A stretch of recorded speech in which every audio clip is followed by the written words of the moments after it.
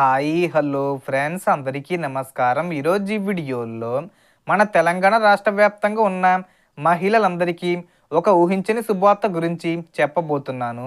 మహాలక్ష్మి 2500 రూపాయల పథకానికి సంబంధించి సంక్రాంతి కానుకగా ఈ తేదీన విడుదల చేయబోతున్నారు.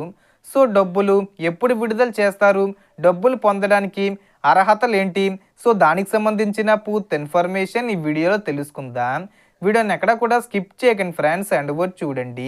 వీడియోని స్టార్ట్ చేసే ముందు మీకు ఒక small request friends.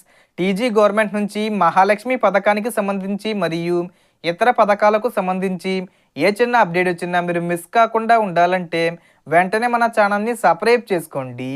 And subscribe చేసుకున్న వాళ్ళందరూ కూడా సబ్స్క్రైబ్ బటన్ పక్కనున్న గంట సింబల్లో ఆల్ అని పెట్టుకోవడం మర్చిపోకండి ఫ్రెండ్స్. ఇలా పెట్టుకోవడం వల్ల నేను పెట్టే ప్రతి ఒక్క వీడియో మీరు నోటిఫికేషన్ రూపంలో పొందగలరు. అండ్ వీడియో మీద నచ్చితే లైక్ చేయండి ఫ్రెండ్స్. సో ఏమాత్రం లేట్ చేయకుండా వీడియోకి వెళ్ళిపోద్దాం.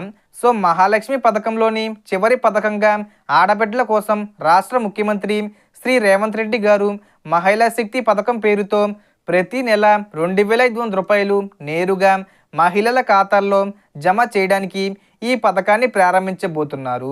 దీనికి సంబంధించి రాష్ట్ర ప్రభుత్వం కొన్ని అర్హత నిబంధనలు విడుదల చేసింది.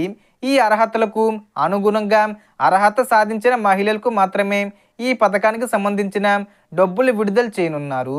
సంక్రాంతి కానుకగా మహిళల ఖాతాల్లోకి డబ్బులు విడుదల చేసేందుకు కేబినెట్ సమావేశంలో కొత్త మార్గదర్శకాలను ముఖ్యమంత్రి ప్రకటించారు.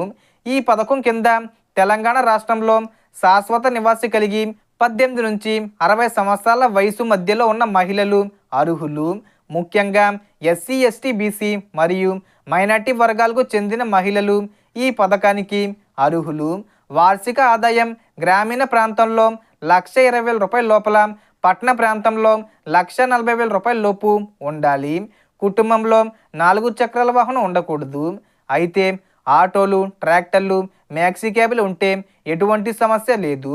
వైట్ కలర్ బోర్డు ఉన్న కారు ఉంటే అది సొంత వాహనంగా పరిగణిస్తారు కాబట్టి అర్హత ఉండదు.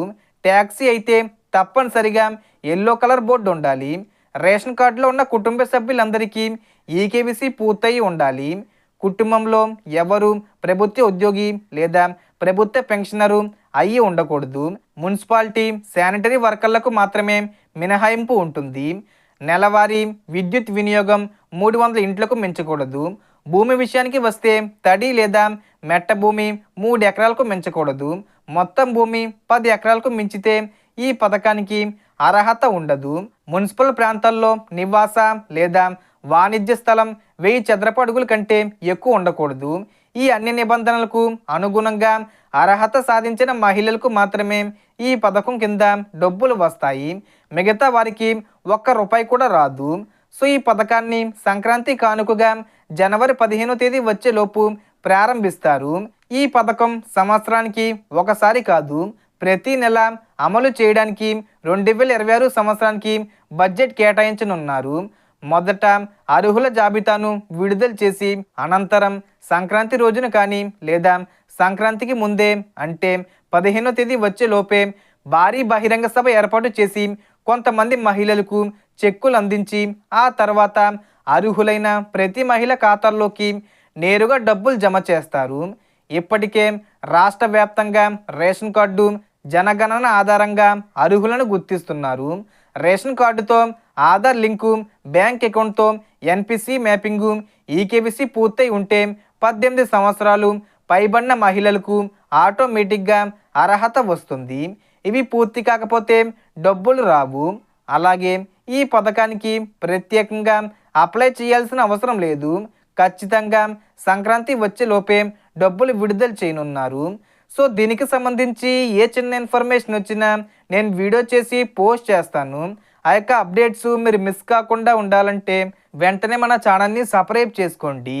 సో టోటల్ ఇన్ఫర్మేషన్ ఇది ఫ్రెండ్స్. మీకు ఈ వీడియో నచ్చితే లైక్ చేయండి, షేర్ చేయండి అండ్ సబ్స్క్రైబ్ చేసుకోండి. Thanks for watching.